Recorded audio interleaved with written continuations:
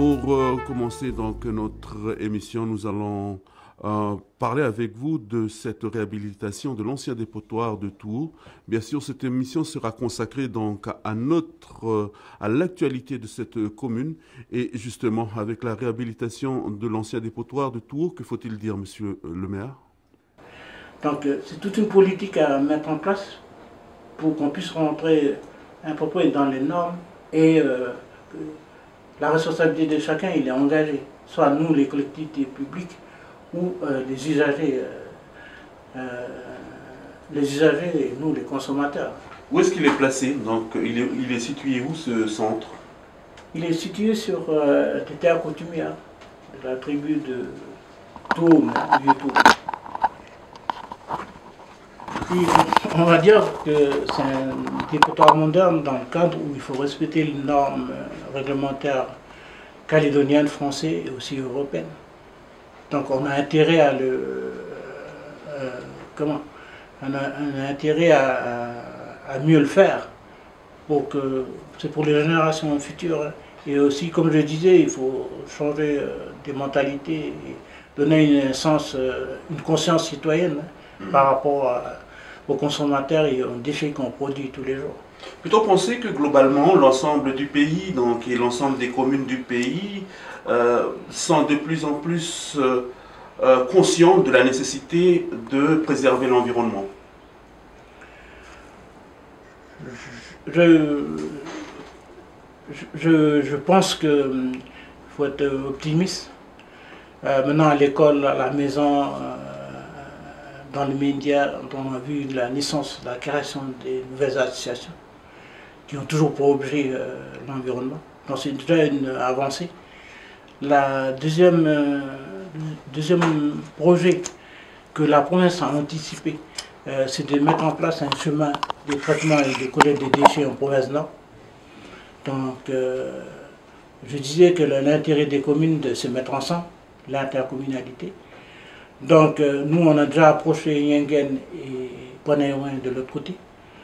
Donc si tout va bien, donc les deux communes ou les autres communes, ils vont créer seulement des centres de transfert. Donc qui dit centre de transfert, il est aussi concerné par cette réglementation. Donc il faut tout le temps faire les choses aux normes. Donc population concernée, moi je pense que oui.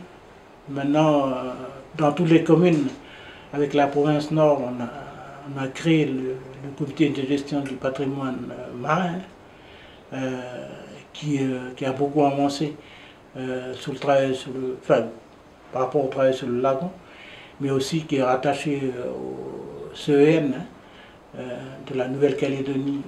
Et nous avons la chance de siège social en province Nord.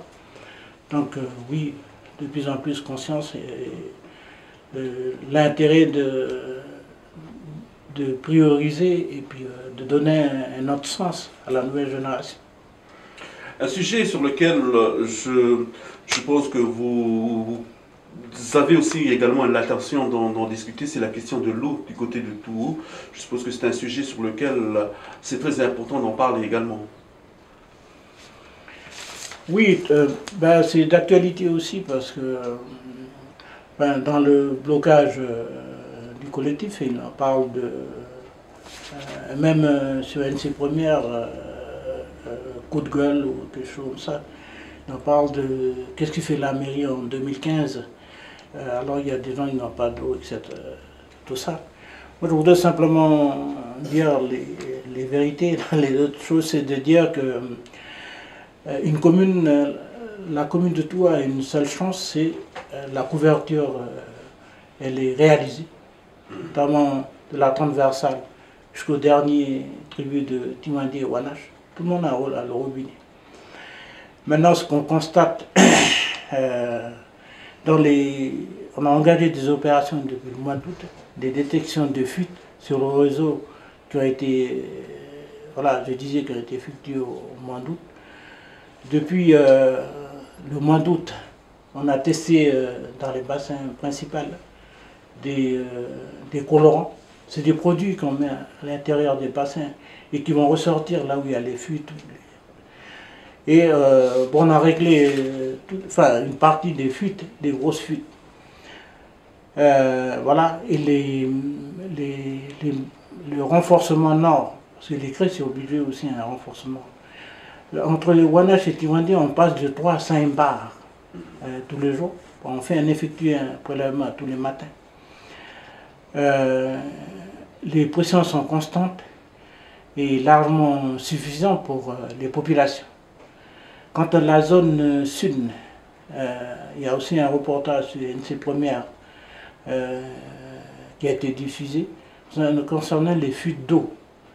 Donc, c'est malheureux d'en dire ça. Je voudrais simplement alerter les populations que le service public, hein, c'est aussi un service public réglementé. Donc, nous, on intervient jusqu'à la mise en place d'un compteur, l'installation d'un compteur. Après le compteur, c'est à la charge du particulier ou de l'usager. Du citoyen. Donc, il faut comprendre ça. Parce que si je dis que largement suffisant pour les populations, c'est qu'on constate que 30%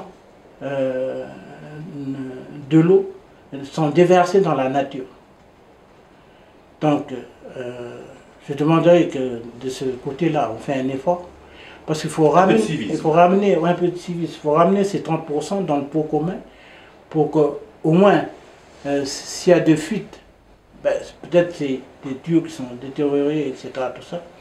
Mais, comme je disais tout à l'heure, l'eau est constante, elle est suffisamment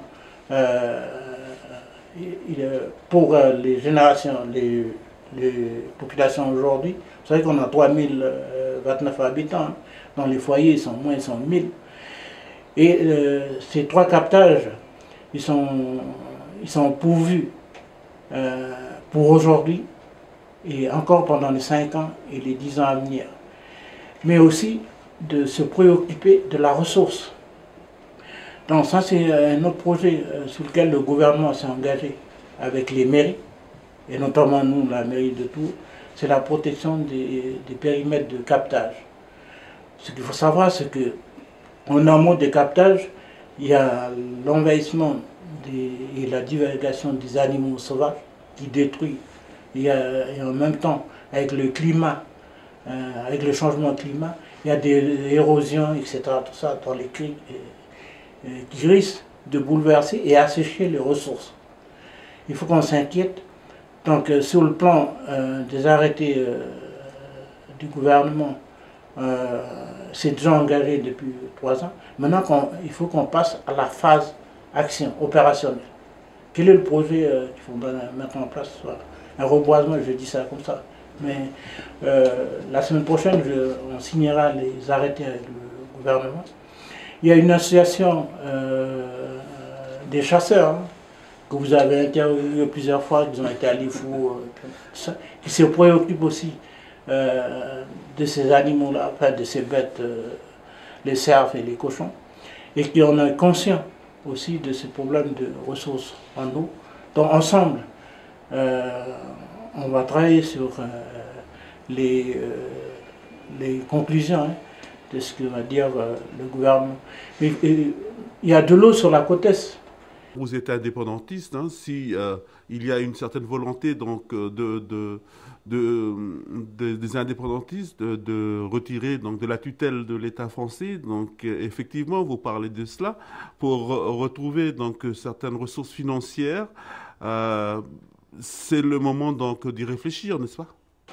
Bon, là, ça c'est la dernière mandature, donc ça a été rejeté par la majorité, que vous le savez. Maintenant, le dossier, nous on est prêts, les indépendantistes, hein, à remettre sur la table les discussions sur la fiscalité, mais il faut qu'on le fasse. Il faut qu'on le fasse, on parle de vie chère, on parle d'autre chose. En ce qui concerne les communes, notamment l'article 27,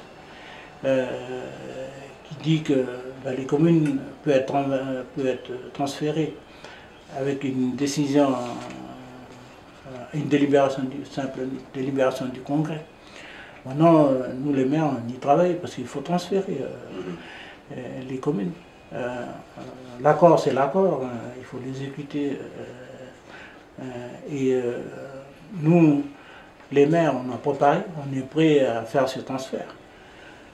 Donc, concernant les recettes des communes, une fois que c'est transféré, un travail aussi a été fait, hein, parallèlement avec les élus du FNK qui sont au congrès, au congrès.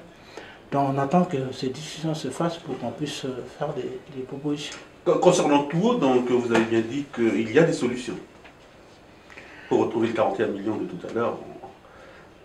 Ben, la solution pour le moment, c'est de transférer des recettes du budget principal. D'accord. Ouais. Et la solution à long terme, c'est de voir les communes pour qu'elles ne vivent pas au-dessus de ces moyens. Alors, qu'est-ce qu'on crée de nouveau dans les communes dont nous on travaille? Il ne faut pas faire du copier-coller, hein, transférer les communes dans l'état actuel des choses. Quand on dit transfert, c'est transformer aussi et créer d'autres compétences, d'autres activités. Les autres activités peuvent être partagées, les autres compétences peuvent être partagées soit avec l'État du pays et le gouvernement, ou les provinces. Donc, moi je dirais, c'est un avis personnel, il faut regarder les futurs mairies comme un service public à la population.